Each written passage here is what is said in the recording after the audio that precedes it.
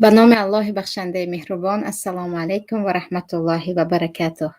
شنوندگان عزیز، امروز در برنامه ترازوی عمل عاید موضوع صحبت میکنیم که با وسیع شدن دایره مهاجرت و رفتن مسلمان ها از این دولت به دولت های دیگر و علل خصوص مردم تاجیکستان از کشور خود به کشورهای دیگر، خیلی مردم در همین موضوع درمانده اند. آن هم موضوع ازدواج مسلمان با یهودی و نصرانی. چطوری که میدانید با این رفتی مهاجرت خیلی از خواهر و برادرانی هستند که حتی خواهرها با نفرانی که تاجیکستانی نیستند و حتی غیر مسلمان هستند ازدواج میکنند و از برادران و یا از مردهای مسلمان اصلا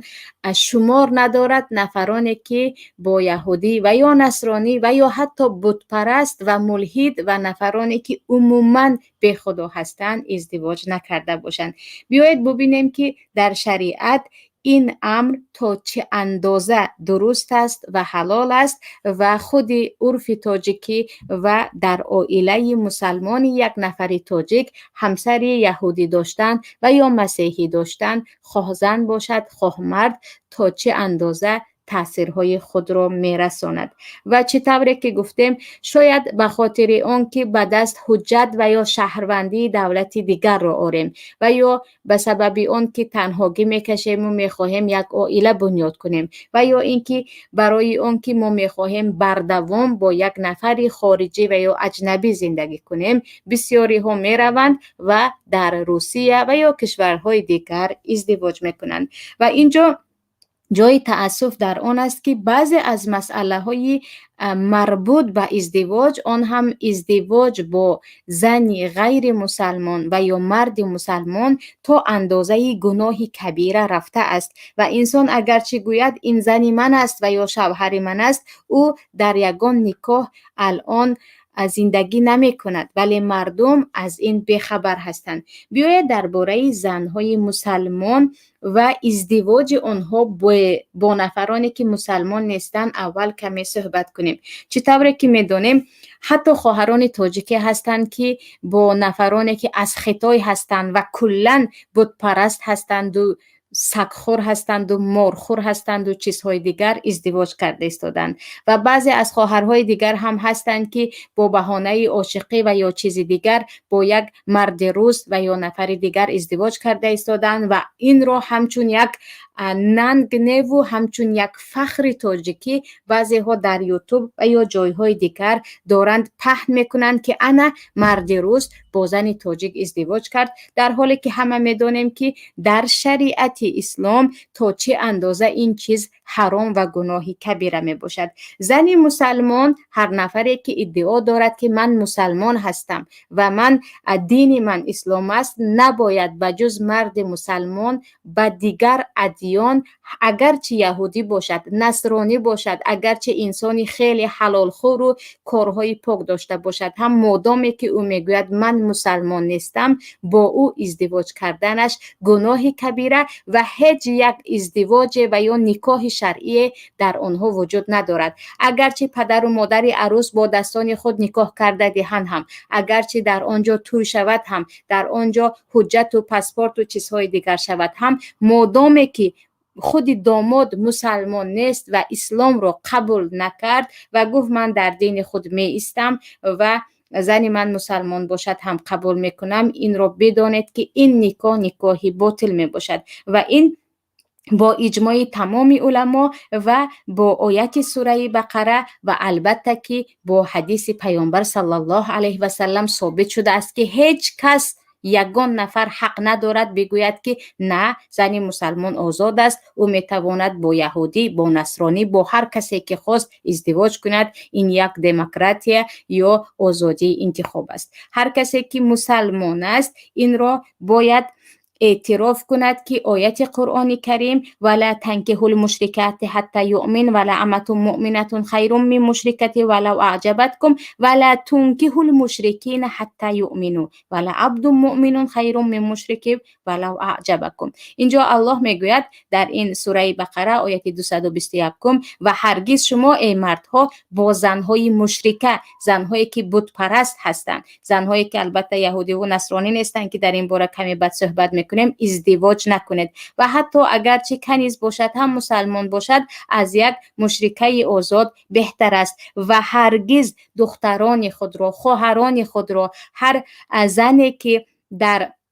سرپرستی شما هست و شما ولی او هستید هرگز به نکاح مرد مشرک ندهید، هرگز به نکاح مرد مشرک ندهید. و الله در دوامش میگه اولئک یدعون الی النار والله یدعو الی الجنه و المغفرة باذنه. آنها یعنی شوهرهای مشرک و زنهای مشرک شمایان را به سوی نار، آتش جهنم دعوت میکنند و میکشانند. الله باشد شمایان را به سوی جنت و مغفرتش دعوت میکند. اینجا رو ببینید که الله تاکید میکند که سبحانه و تعالی هرگز دختران خود و هر نفری که در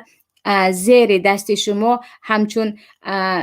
شما سرپرستش هستید و او شما سرپرستی او را دارید و او شما را همچون ولی خود میداند، البته پدر، تقا یا خود برادر، نفران دیگر خویشاوندان، الله تاکید میکند که هرگز دختران خود را به اینها ندهید. و در این باره چگونه که درباره قصه زینب دختری پیامبر صلی الله علیه و سلم آمده است، وقتی که همراهی شوهرشان ابی‌العاص ابن ربیع زندگی داشتند، بعد از جنگ بدر پیامبر صلی الله علیه و سلم به ابی‌العاص میگویند که تو میروی و زینب رو به نزد من گسیل میکنی برای اون که از امروز به بعد دیگر زنی مسلمان با مرد کافر زندگی کردنش حرام است و تو کافر هستی و او مسلمان، دخترم را به من فرست. البته که ابی‌العاص اگرچه مشرک بود ولیکن به وعدهش وفا میکند و زینب همسرش را به نزد پیامبر صلی الله علیه و سلم میفرستد. و در این باره حدیث جابر رضی الله عنه هم هست که پیامبر صلی الله علیه و سلم میگویند شما میتوانید از زنهای اهل کتاب، یهودی و نصرانی ها ازدواج کنید ولی هرگز زنهای خود یعنی دختر و خواهر و دیگر زنهای مسلمان را به نکاح یهودی و نصرانی ندهید. البته اینجا بعضی ها شاید بگویند که البته این ناانصافی یا ناعدلی است، چگونه یک مرد مسلمان میتواند با یهودی و یا نصرانی ازدواج کند اما زنی مسلمان نمیتوانست است با مرد یهودی و نصرانی ازدواج کند. البته که اگر از نزدیک دیدیم و اگرچه هزارها بار از میدان و از هر کجا بگویند که مرد و زن برابر است، همه میدونیم که هم از لحاظ قوت، هم از لحاظ ساخت بدن و ساخت جسم و از ساخت عقل و تفکر زنها همیشه نازکتر هستند و از مردها پایانتر هستند و همیشه مردها چه از جسمی باشد، چه از حافظه و خاطره باشد، چه از قدرت پول کار کردن و مدیریت باشد از زنها بالا میستند. و اگر زن مسلمان با مرد یهودی و یا نصرانی ازدواج کند بعید نیست که او ضعیفی کند و یک بار دینش را تغییر دهد و یا بالای او ناحرمتی شود، حقوقهای اسلامی او را پایمال کند و مردش بگوید که تو سطر نکن، تو نماز نخوان، در دین من این نیست، من این رو نمیخواهم. یا اینکه زن مسلمان چگونه میتواند وقتی یک شوهر یهودی و یا نصرانیش عرق می نوشد و یا گوشت خوک می خورد، چیزهای دیگر می کند، این را پزد و به آنها آماده کند. البته که اینجا اختلاف خیلی بزرگ می شود و این یک ننگ یا خود حتی گویم ناحرمتی و تحقیر زنی مسلمان می شود. اما که مردها همیشه قوی تر هستند و از هر لحاظ می توانند حکم آنها بالاتر باشد، در اینجا مرد مسلمان اگر زنش یهودی و نصرانی باشد هم نمیگذارد که البته به بعضی مردهای دیگر این سخن تعلق ندارد، برای اینکه بعضی ها آنقدر شخصیتی ضعیف دارند که یک باره یهودی صفت و یا نصرانی صفت شده می روند، لیکن مردهای غیور مسلمان هرگز نمیگذارند که دین آنها را همسرشان باشد هم پایمال کند. انا برای آن که در عائله و عموما قوت مرد بالاتر است و حکم مرد بالاتر است، هرگز اسلام اجازه نمیدهد که زنی مسلمان ازدواج کند با مردی که یهودی و نصرانی هست و کجا رسد؟ با مردی که خطایی است یا گفتیم چینی است، مردی که بت پرست است، مردی که از اسلام خبر ندارد، از گوشت خوک و از چیزهای دیگر تناول میکنند. اینجا نه غیرت مردانگی، نه عدل، نه انصاف، نه ایمانی صحیح و اسلام مانده است که میگذارند که یک مرد که مسلمان نیست یا به گفت به دهان فقط دروغین شهادت میآورد و همه میدونند که از پشت دیگر او مقصدش فقط ازدواج کردن با زنی تاجیک است، به او دختر خود را میدهند، اون هم دخترکی که از خوردی به او گفتند تو مسلمان هستی. این بود درباره زنهای مسلمان و ازدواج آنها با غیر مسلمان که اتفاقا جایز نیست. یعنی یگان نفر نمیگوید، حتی یک فائز یا 1% باشد هم که در این باره یگان روایت است. یگان روایت وجود ندارد که زن مسلمان میتوانسته باشد با مرد غیر مسلمان ازدواج کند. اما اینجا برمیگردیم به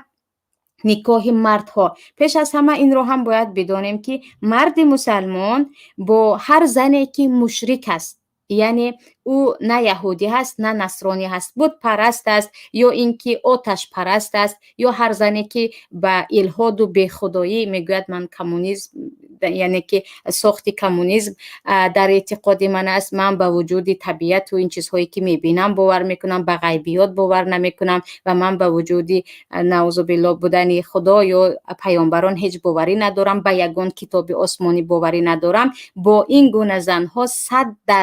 ازدواج کردن گناهی کبیره می باشد و هیچ نکاح وجود ندارد، اگرچه شاهدان باشند، اگرچه توی کنند و نکاح کنند. برای آن که در همین آیت بقره که خواندیم ولا تنکحوا المشرکات حتی یؤمنوا، و هرگز با زنهای مشرکه ازدواج نکنید. و داخل زنهای مشرکه داخل می شوند تمام زنهایی که یهودی و نصرانی نیستند، ولی آنها چه هستند؟ مثلا زردوشت هستند و یا آفتاب پرست هستند و یا بت پرست هستند و یا هندوس هستند که 1001 نمود هندوس های گاو پرست و موش پرست و درخت پرست و چند نفری دیگر هم هستند. و این چونین هر زنی که مثلا در اینجا گوید که من یگان دینی آسمانی را قبول ندارم، من فقط به همین مادیات باوری دارم، هر چیزی که میبینم نه به قبر باوری دارم و نه به پیامبران، و این گونه زنها هرگز ازدواج کردن برای مرد مسلمان هم حرام است، برای اون که خود الله در این آیت میگوید که نباید شما با زنهای مشرکه ازدواج کنید. ولی اینجا برمیگردیم به زنهای یهودی و نصرانی. با زنهای یهودی ازدواج کردن مردهای مسلمان، گفتیم مردهای تاجیک خیلی نادر است. بیاید درباره خریستیانکه ها یا زنهای روس و یا هر زنی که میگوید من نصرانی هستم، ازدواج مرد مسلمان با این گونه زنها آیا جایز است یا نه؟ در اینجا علما به دو تقسیم میشوند. جمهوری علما که با شرط و شروطش، آن شرطی که خود الله در قرآن گفته است، با آن شرط اجازه میدهند که مرد مسلمان میتواند با زنی نصرانی و زنی یهودی که اهل کتاب است ازدواج کند. و جز قول ابن عمر که میگویند کلا ازدواج کردن با زنهای یهودی و نصرانی که به مثلا عیسی رو پسر خدا میگویند و یا تثلیث، عقیده تثلیث دارند که اینجا مثلا الله هست و فرشته است و مثلا عیسی هست و این عقیده خود مسیحی ها هست، یا اینکه یهودیایی که میگویند عزیر پسر الله هست یا ملائکه ها فرزند دختران الله هستند، نعوذ بالله. با این گونه زنها ازدواج کردن 100% حرام است. این قول ابن عمر. اما جمهور علما از جمله صاحبان تمام مذهب و بقیه صحابه ها در این باره از زندگی خصوصی صحابه هایم رضی الله عنهم اجمعین میتوانیم دلیل بیاریم که میگویند ازدواج کردن با زنی که یهودی هست و یا نصرانی هست اجازت است، اما به شرط اون که عفیفه باشد و در دین خود مستحکم باشد. و دلیلشون آیت 5 سوره مائده است که در اینجا الله میگوید والمحصنات من المؤمنات والمحصنات من الذين اوتوا الكتاب من قبلكم اذا آتيتموهن اجورهن محسنین غیر مسافحین ولا متخذی اخدان.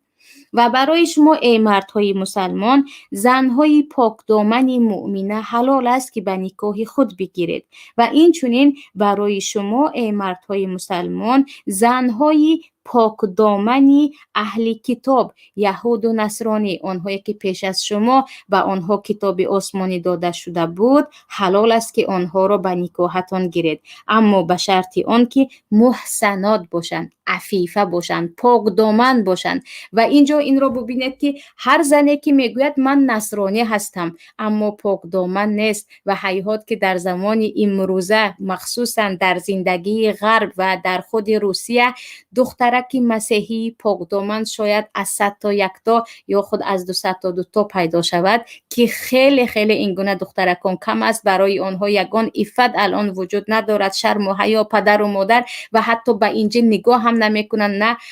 از احکام انجیل پیروی میکنند و نه از احکام وجدان و از ناموس و از چیزهای دیگر. خیلی این گونه پاک دامن ها الان کم می باشد. و وقتی الله در اینجا ذکر میکند که ای مردهای مسلمان، شما باید فقط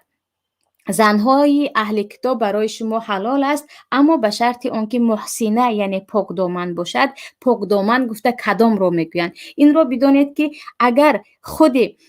به یهودی و نصرانی ها نگاه کنیم، حتی در کتاب مقدس خود آنها، هم در تورات هم در انجیل اگر نگاه کنید، برای زنی یهودی و نصرانی که پاک دامن است یوبقه های از زانو بالا پوشیدن ممکنه، برای او آن لباس هایی که امروز روزها میپوشند آن پوشیدن ممکنه، زنا برای آنها ممکنه. و چقدر باز احکام هایی هست که مثل احکام های ما، یعنی اکثریتش، همش نگویم اکثریتش به پاک دامنی زنها دعوت میکند و هممون میبینیم که چگونه راهب زنها یا خود به گفته عادی خودمون منشکه ها لباس های کاملا همه جایشان پنهان میپوشند و یهودها هم وقتی به مسجد های خود میروند با یک سطر، با یک لباس کامل، فقط یک کمی موهایشان گشاده باشد هم با یک لباس کاملا بدنشان پنهان میروند. انا اینها عفیفه هستند، انا اینها پاک دامن هستند. حداقل اگرچه مثلا در عقیده آنها درباره خدا بودن عیسی یا نعوذ بالله پسر خدا گفتن عیسی و این چیزها باشد هم،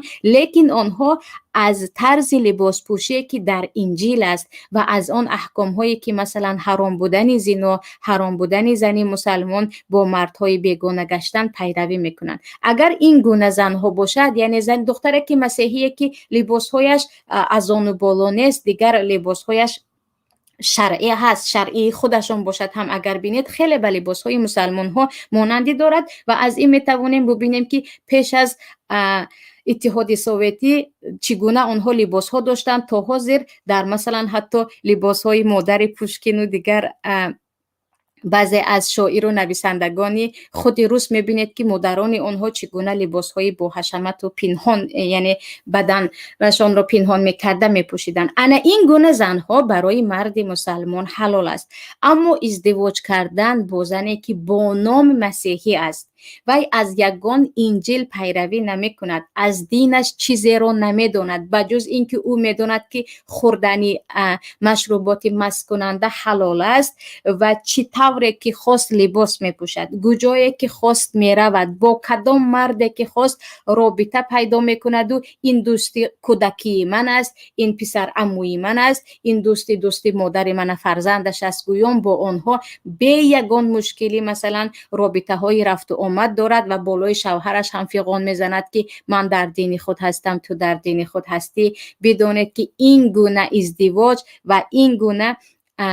حلال بودن این نمود ازدواج با زنهای مسیحی و یهودی را یگان جای شریعت حلال نمی کند. آره، مرد مسلمان وقتی خودش گرفت یک زنی مسیحی را، چگونه که مثلا حذیفه صحابی جلیل رضی الله عنه زنی یهودی داشتند، ولی در خود روایت این آمدگی هست که عمر خطاب که همیشه مصلحت مسلمان ها رو بالا می دیدن، به حذیفه میگویند او رو طلاق ده. وقتی حذیفه میگوید عمر مگر این حرام است؟ حضرت عمر میگویند حرام نیست، ولی من از آن میترسم که مردم از تو پیروی میکنند و دیگر همه زنهای مسلمان رو مونده به زنهای کافر یا خود به زنهای یهودی و نصرانی میچسبند. و عیناً همین طور وقتی طلحه زنی مسیحی میگیرند، حضرت عمر میگویند به شما دیگران پیروی میکنند، شما زنهای مسلمان بگیرید. ببخشید و اینجا نگاه کنید که وقتی گفتیم اسلام حلال کرده است آیت قرآن در این باره هست، آیت سوره مائده، و در این باره حدیث های دیگر هم هست که پیامبر صلی الله علیه و سلم مثلا خیلی که در بالا گفتیم شما می توانید از اهل کتاب ازدواج کنید ولی دختران خود را به آنها ندهید. میگویند اینها که ها هستند محسنات، آن زنهایی که پاک دامن هستند، زنهایی که به زنا نمی روند، زنهایی که به کوچه ببخشید با لباس های نیم برهنه تقریبا با بلباسی نمی برایند. و مرد در اینجا قوامه یا خود سرداری اهل خانواده را دارد و در اینجا فرزندان کدام دین را قبول میکنند در دست زن نیست. تربیه فرزندان که در یک آزادی هستند و چی میخواهند نیست. در اینجا مرد میگوید اگرچه تو اسلام را قبول نمیکنی اما فرزندان من مسلمان میشوند و اگر یکی شد و بین ما طلاق شد فرزندها از من هستند، برای آن که با تو اگر رفتن مسیحی میشوند. الان در زمان حاضره کدام زن یعنی کدام زنی نصرانی به این راضی می شود؟ البته زنهای هستند یا خود مردهای قوی با غیرت مسلمان هستند که یگان زنی نصرانی رو میگیرند و در این باره خیلی زیاد از زندگی خود مشاهده هم شده هستم که بعضی از برادران خو از قوقاز باشند خو حتی برادران تاجیک با زنهای مسیحی ازدواج کردند و آنها را پس از مدت دعوت کردند و زنهای مسیحی کاملا به اسلام در آمدند. و حتی یک خواهرک رو میشناختم که خودش از اوکراین بود، میگفت من مسلمان نیستم، مرا شوهرم مجبور نمیکند، اما حجابی کامل داشت. میگفت اون چیزی که شوهرم در پوشیدن لباس در پخت و پز میکنند من اون رو میکنم اما اسلام را قبول نمیکنم. اگر این گونه باشد مثلا زنک کاملا گفت شوهرش را اجرا کند و با تبرج نبراید و در خانه قانون شوهر که قانون اسلام باشد باقی نیست. اما اگر خودش زن گفت اینجا قانون آزادی هست، فرزندها از من و تو کی را که خواستم قبول میکنن و تو در خانه هر چیزی که برای تو شریعتت اجازه میدهد تو میخوری، برای من شریعتم چی رو اجازه دهد من میخورم و اینجا مرد از گوشت حلال و زن از گوشت خوک خورد. ببخشید مرد و زن از مشروبات الکلی خورد و در وقت کوچه برآمدن مرد به مسجد رود و زن با یوبکه های از زانو بالا و تماما نیم برهنه با مویهای کشاد دویده، این همسنف من و یا خود ادنا کلاسنیکیم گفته دویده به نزد مردها رود. اینجا غیرت اسلام در کجا می شود؟ تربیه فرزندها در کجا می شود؟ برای همین وقت در ضوابط ازدواج با زن یهودی و نصرانی در کتاب‌های فقه می‌بینیم اینجا حتما باید مردی که با یهودی و یا نصرانی ازدواج میکند در دست او قوامه یا خود سرداری خانه و حکم روایی در خانواده‌اش تا حد باشد که نگذارد که قانونی آن زنی نصرانی بالای فرزندهایش جاری باشد. و اینجا ببینید که حتما در اینجا اگر گفتیم در زمان حاضره چه، برای همین بعضی از علمای معاصر میگویند اون یهودی و نصرانی که در زمان پیامبر بودند از یهودی و نصرانی امروزه فرق میکنند. آنها مثلا به مسجدهای خود یا گفتیم به عبادتگاههای خود میرفتند، آنها لباسهایشان تقریبا مثل مسلمان ها بود. حتی اگر طریقه کشتن حیوان یا ذبح کردن حیوان را در نصرانی و یهودی ببینید عیناً مثل مسلمان ها باید حلق گلویش حلقمش بریده شود و باید بسم الله گفته شود. اگرچه آنها میگویند مثلا عیسی پسر خدا اما با نام عیسی نیو با نام الله در زمانش میکشتند. اما امروز با این پیشروی های فساد در جامعه علل خصوص جامعه نصرانی امروزه وقتی میبینید کارهایی که بین یهودی ها و بین نصرانی ها اروپا و غرب و روسیه و دیگر کشورها شده ایستاده است، از فیلمشون هم از حتی مثلا مولت فیلمشون هم از سرودخوانیشون هم از لباس پوشیشون هم در آنها هیچ چیز از اخلاق عیسی هم نمانده است و هیچ چیز از اخلاق انجیل و اون چیزی که کتاب سماویشون یا آسمانیشون اگرچه تحریف شده و تغییر یافته باشد هم در آنجا گفته می شود یگان نفر عمل نمی کنند. با نام خریستیان هستند یا مسیحی هستند و در هفته یک بار می روند و طلب آموزش گناه می کنند و تمام هفته دیگر به گناه آلوده هستند. آیا غیرت مرد مسلمان، آن هم مردی که ادعای اسلام دارد، میبردارد که بگوید زنی من مسیحی هست، من کار ندارم، هر چی خواهد میپوشد، چی خواهد میخورد، با کدام خیشش خاص رفت و آمد میکند، این چی است؟ این برای من شریعت اجازه داده است. بخش زیاد این رو شریعت به شما اجازه نمیدهد. این یک نمود بی‌غیرتی هست که انسان همسر خودش را با تمام آزادی که هست و زن چیکار میخواهد بماند. لیکن چگونه که گفتیم اگر زنها با عفت باشند و به شرط و شروط مردی شوهر خودشان مثلا مسلمان موافقت کنند و گویند اگر من مسلمان نشوم هم هرچی که تو میگویی آن را میپوشم و اطاعت تو در درون خانه هرچی که تو میگویی آن میشود و توی اینها هم حتما یعنی با شاهد میشود، با ولی اگرچه کافر باشد هم خش و تبار زنک در اینجا باید باشد، اجازت باشد از طرف پدر و برادرش و با شاهدان توی گذرد. اینجا هیچ باکی اسلام اجازه میدهد. ولیکن باز میگویم که حتما باید مرد مسلمان وقتی با زنی مسیحی ازدواج میکند بهترش این است که ببیند که تا چه اندازه این زن را تغییر داده میتواند، مبادا خودش تغییر نیابد. برای اون که در چند برنامه های روسی فقط برای اون که از احوال تاجیکان با خبر باشیم، بعضا من خودم به برنامه های کانال های 1 و 2 روسی نگاه میکنم، در اینجا میبینم که به یگان شرم و حیا یک مرد تاجیک با یک زن روس ازدواج کرده است و زن روسی او با چقدر مثلا فحش و فاحشگی و گناه های دیگر آمیخته شده است و مرد مسلمان سالها هست به خاطر فرزندها گویا صبر دارد و گویا که این یک عائله دارد و در حالی که از بی‌غیرتی یا از اون چیزی که در آنجا گفته می شود انسان حتی به زبانش آورده نمیتواند. برای همین این عموما یعنی مردهایی که میدانند که اونقدر ضعیف هستند که به جای زنشان را تغییر دادن خودشان تغییر یافته میروند و یا اونقدر مثلا شجاعت و یا خود اونقدر جسارت دارند که عموما تغییر داده نمیتوانند و برعکس اینجا مشکلی بالای فرزندها می شود. در این وقت بیاید بهترش این است که چطوری که زنهای مسلمان زیاد هستند و پیامبر صلی الله علیه و سلم فقفر بذات دین تربت یدک میگویند تو به زنی که صاحب دین است، صاحب زیباگی نه، صاحب پول و مال نه، صاحب ریاکاری نه، در حقیقت دیندار است، با او ازدواج کن، انا در این وقت تو خوشبخت میشوی. میگویند بیاید پیش از در این باره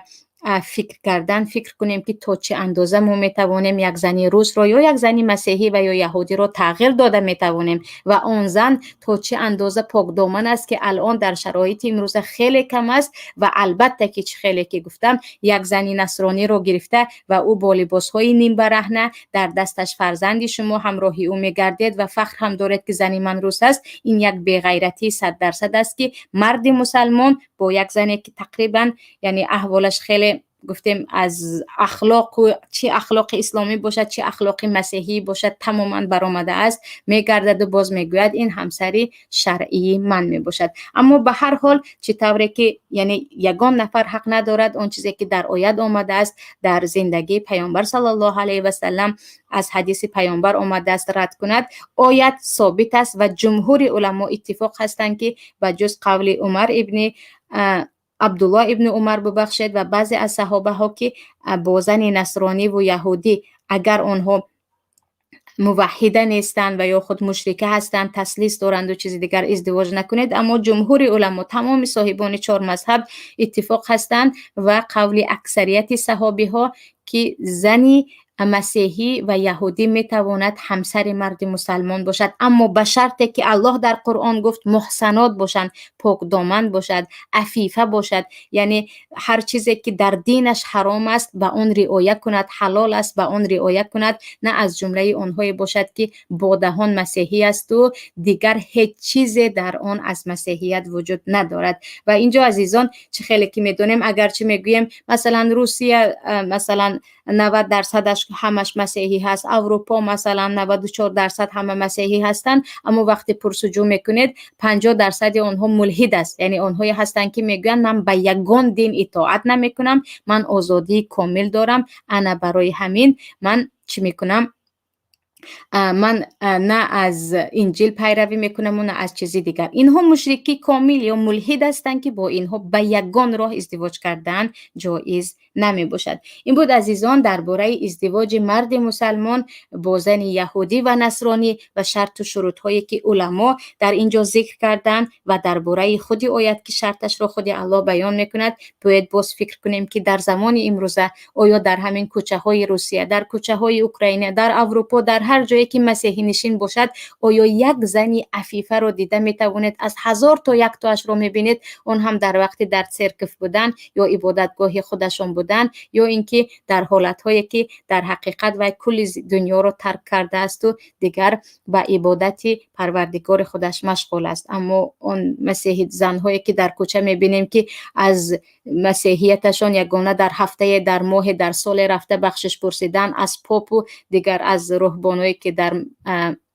عبادتگاهشون هستند، دیگر مینوشی و سیگاری و حلال کردید کلی حرام ها هست. با اینها چگونه می شود عائله بنا کرد؟ و عزیزان تصور کنید شما برای خود همخانه یا همسر انتخاب کرده ایستاده، در عین حال مربیه فرزندان خود را، زنی را انتخاب کرده ایستاده که وی باید مادر فرزند شما باشد. چگونه می تواند یک نفری که از مشروبات مثلا الکلی دست کشیده نمی تواند، در وقتی به کوچه برآمدن کلی خودش رو نشان دادن میخواهد، در وقت سیگار کشی، در وقت مثلا دیگر چیزهای ضرر رسان خوردن و یا معامله کردن با مردها هیچ شریعت رو، هیچ قانونی رو رعایت نمی کند، و چگونه یک دختر بزرگ کرده می تواند، چگونه و یک فرزند صالح برای شما بنا کرده می تواند؟ آینده دخترکش هم مثل مادر از پی مادر یا فرزندهایش هم از پی خودش می رود. اما زنهای مسیحی که احسن برایشان میگویند من در دین خود مستحکم هستم، من مثلا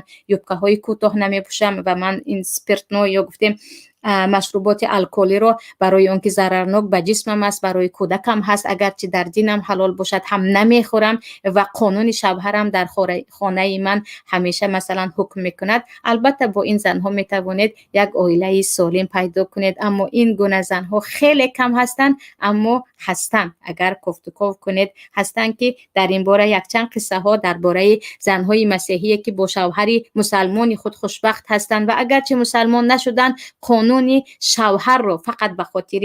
قانون شوهر بودن و قوام خانه بودن رعایت کردن. بسیار قصه هایی را خواندم و میدونم که اگرچه کم هستند ولی هستند. این بود موضوع امروزه. الان بیایید برمیگردیم به سوال های شما عزیزان، تا جایی که میدونم اینجا یک چند سوال ها هست و آخران وقت ها خیلی زیاد سوال ها درباره همین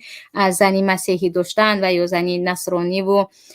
دیگر خریستیان که داشتن می آید، برای اون که با این وسیع شدن دایره مهاجرت برادرانی که با زنهای نصرانی ازدواج کردند کم نیستند. اینجا سوال یکم، زنهای نصرانی یا یهودی عصر حاضر طرز لباس می پوشند که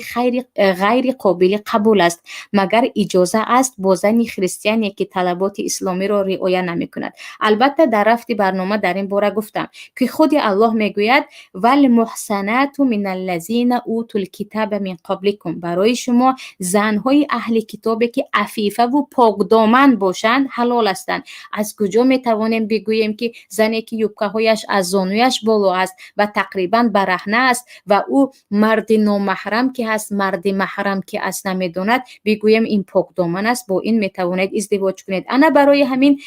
بعضی از علمای معاصر میگویند نصرانی های زمان امروزه را با نصرانی های زمان پیامبر هرگز مقایسه نکنید. از این نصرانی ها چیز نمانده است از دینشان، با اینها عموما ازدواج کرده نمی شود. ولی به هر حال از حق نگذاریم، بعضی از نصرانی ها تا هنوز هستند که نصرانی هستند و لباس های مثلا پوشیده می پوشند و تا حد در دین خود پایبند هستند. لیکن البته با زنهایی که عموما به یگان طلبات اسلامی را مانیم، اونها که مسلمان هستند طلبات دین خودشون را رعایت نمی کنند، حتی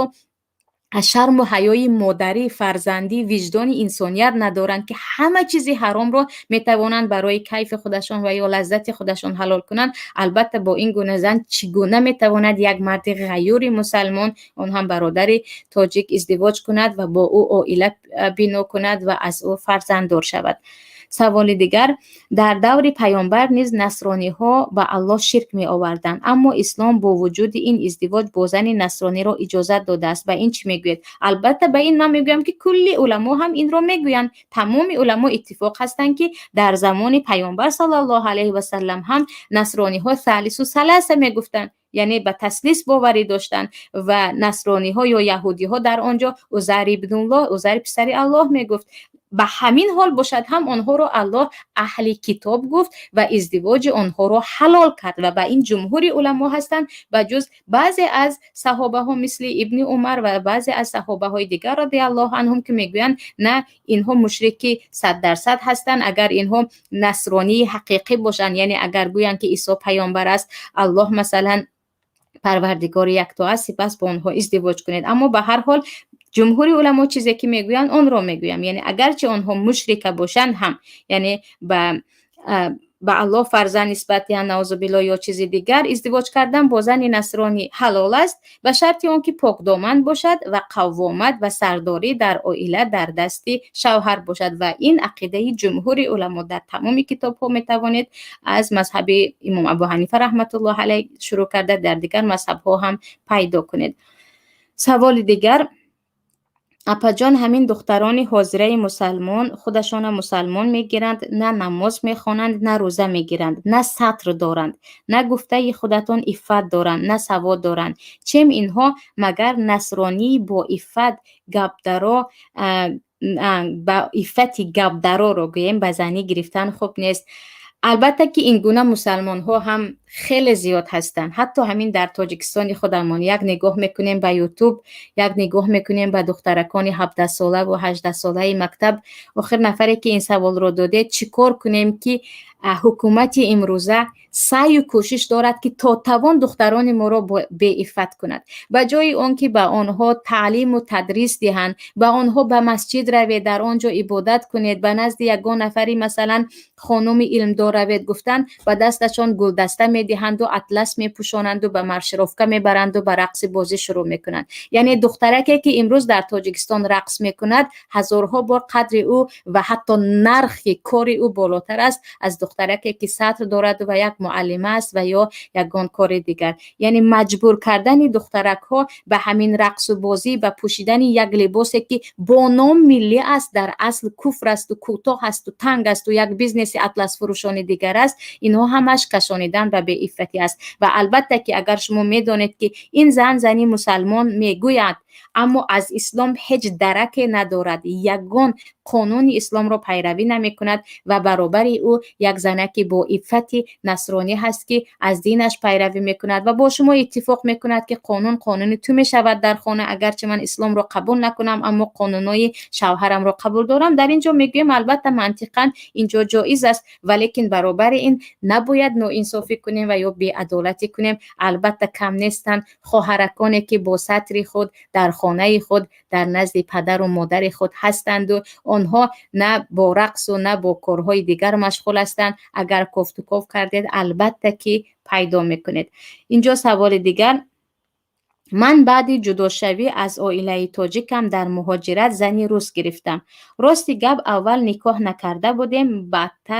بعداً نکاح کردیم. یک دیگر فهمی خیلی خوب است، 2 فرزند داریم، خوب تربیت میکند، اهمیت میدهد، فقط اسلام را قبول ندارد. بعضی ها میگویند باید مسلمان شود وگرنه اگر مسلمان کرده نتوانی باید جدا شوی. مگر این درست است؟ پیش از همه اینکه زنی نصرانی را وقتی گرفتی او باید مسلمان شود در یگان جا آمدگی نیست، در یگان کتاب فقه یگان روایت نیست که حتما باید تو مجبور کنی که زنی نصرانیت مسلمان شود وگرنه نکاح تو بریده است یا گناهکار میشوی. در یگان جا این گپ نیست. ولیکن به هر حال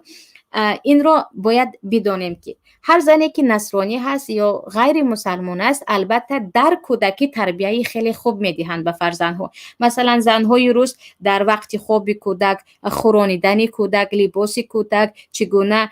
قوش و قپیدن کودک، چگونه در کوچه بازی کردن کودک، چرکین نکردن کودک یک ترتیبی کاملی 100% دارند. اما در وقتی که هرچی فرزندان آنها بزرگ می شود، الان من هر چیزی که میگویم با سوال دهنده عزیز به شما هیچ رابطه ندارد، فقط میخوام موضوع رو کمی وسیع کنم. وقتی کودک بزرگتر می شوند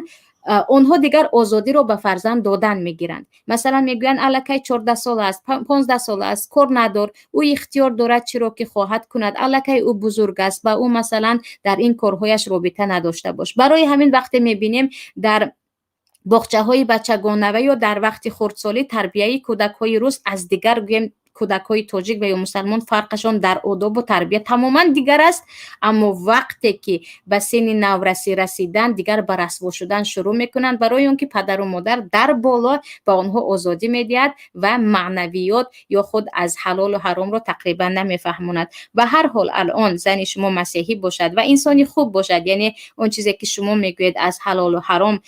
قبول کند برای فرزندانش، اینجا حتمی نیست که او مسلمان شود. ولی به هر حال برای اینکه خود او از آتش جهنم نجات یابد، یعنی برای چی مسلمان ها میخوایم یک نفر مسلمان شود؟ او مسلمان شدن یک نفر به من و شما فایده دارد؟ البته که هیچ فایده ای ندارد. اول شده برای خودش فایده دارد که او از آتش جهنم نجات مییابد، برای اون که خودش از آتش جهنم نجات یابد و فرزندانش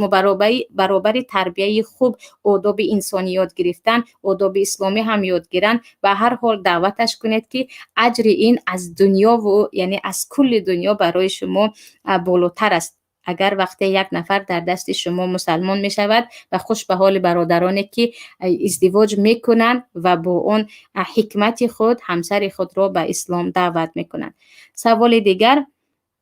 برای چی مسلمانان از خریستیان ها دیده با یهودی ها کمتر ازدواج میکنند؟ پیش از آن که یهودی ها لعنت الله علیهم اجمعین در زمان حاضره ما دشمن اساسی مسلمان ها هستند و ببینید که در فلسطین چی کارها کرده ایستادند و حتی بعضی از علمای معاصر میگویند در زمان امروزه با یهودهای اسرائیلی ازدواج کردن مسلمان حرام است، برای اون که اون دشمنیه که آنها دارند، اون کارهایی که آنها کرده ایستادند، شاید در طول تاریخ هم این گونه مسلمان ها را نکرده بودند و برای همین طبیعیه که هر کسی که غیرت اسلامی دارد هزارها بار نفرت میکند و لعنت میفرستد به هر یک یهودی که احوال مسلمان ها را در فلسطین به این احوال آورده ایستاده است و خانه هایشان را غارت میکنند، کودکانشان را میکشند. و همین به قریبی یعنی چند هفته هم که نگذشت با خبر بودید که این یهودی های لعنتی چه احوال بالای مسلمان ها آوردن و برابر اینکه 1001 بار برای آنها لعنت فرستیم،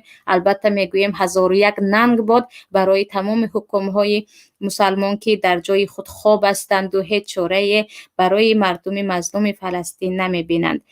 سوال دیگر: اپا جان، یک خواهر من با همکورسش دوستی میکند که مسلمان نیست. چند بار گپ زدم گوش نمیکند. میگوید که مهم انسان خوب باشد. به من دینش مهم نیست. نمیدونم چه خیلی فهمونم. سوال دهنده عزیز، مسئله دوستی کردن یعنی دوستی که شما دیگر او را کاملا قبول دارید و عموما از عقیده باطل او نفرت ندارید و حتی طرف او را میگیرید و میگوید انسان باشد شد، اگرچه به خدا باشد و یا اگرچه نصرانی باشد، این مسئله عقیدوی هست و هرگز برای نفران مسلمان جایز نیست که شخصان کافر را دوستان نزدیک خود قرار دهند. البته برای همسنف بودن، برای مثلا خویش و تبار بودن، همسایه بودن، با آنها معامله خوب میکنیم. پیامبر صلی الله علیه و سلم همیشه معامله خوب داشتن. اما دوستی کردن که این را ما موالات میگوییم، یعنی کلا دینی او را قبول کرده، عموما یگان خیل او را دعوت نکرده، باز طرفداری او کردن، این از نواقص اسلام است که از این انسان باید خیلی برحذر باشد و خودش را در این موقع ها یا فقط او را دعوت کند اما دوست نزدیک او و انسان باشد شد و عقیدهش کار ندارم گفتن، این از عقاید صحیح اسلام نیست. سوال دیگر: جمهور علما قندشان زنند. اپا جان این خیلی برنامه ها رو زیاد کنید. انشاءالله که خیلی برنامه ها زیاد شده است. سلامت باشید. سوال دیگر: زنم در تاجیکستان است. در روسیه چند بار زنی روس گرفتنی شدم. زنک راضی نیست. به زنی مشکلی هست، چیکار کنم؟ پیش از همه اولا یعنی زن راضی بودن او در زن دوم و سوم در یگان جا نیست. یعنی برای زن دوم یا سوم یا چهارم گرفتن رضاگی زن در یگان جا آمدگی نیست، و جز بعضی از شرط و شروط ها در مذهب امام احمد که میگویند زنک در وقت نکاح میتواند شرط گذارد که بالای من زن نمیگیرین، یگانه در مذهب امام احمد است. در دیگر یگان جا آمدگی نیست که شما یعنی زن حق داشته باشد به زن دوم دخالت کند. اما درباره زن روس چگونه که گفتم چندین بار در این باره فکر کنید که زنهای روسی مسیحی اون مسیحی های زمان پیامبر نیستند. با یک گرفتن شاید زندگیتان، شاید تمام اعصابتان، شاید فرزندهایتان در آینده هدر شود. اما به هر حال اگر همسرتان در تاجیکستان است خیلی کوشش کنید که به نزد شما آید، در این وقت مسئله حل می شود. سوال دیگر، زنی خریستیان سیگارکش باشد و الکل، پیوه، کنیاک ننوشد به زنی گرفته می شود؟ اینجا وقتی ما میگوییم سیگارکش و برادر مسلمان، اگر شما سیگار نمیکشید آیا عفت شما، غیرت شما قبول دارد که زن در خانه سیگار کشیده شیند با اون بوی پلید سیگار و اون هم آینده مادر فرزندان می شود و شما در یک جا دیگر به خرسندی زنی من از خریستیان از سیگار برایش حلال گوید؟ البته اگر وجدان شما برداشت در اینجا ما چیزی گفته نمیتوانیم، اما پاکدامنی که عفتی که الله در سوره مائده اینجا